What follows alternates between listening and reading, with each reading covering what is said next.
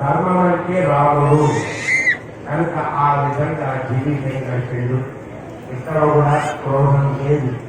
అప్పుడు రాముడు ఒక ధైర్యంతో ఉన్నాడట.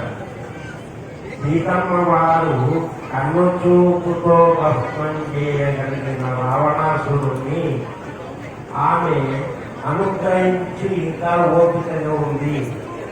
ఎందుకు అని ఆలోచన చేస్తే ఆమె రావణాసురుని భస్మం చేసినట్లయితే రాముడి కీర్తి ఉండదు, అపకీర్తి పాలవుతాడు. కనుక రాముడి యొక్క కీర్తిని నింపాలని చెప్పి ఆమె అతన్ని భస్మం చేయలేదు.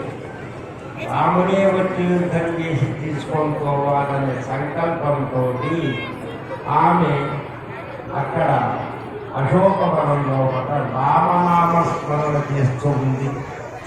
ఇక్కడ రాముడు ఇక్కడ సీత కనపడుతుందా అని అడుగులు తిరుగుతూ సీతారామునే చేశాడు.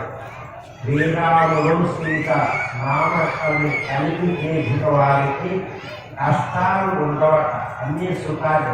అవి కష్టాలు ఏమీ కాలేదు, మనకు కష్టాలు తగ్గకపోతే కనుక అతి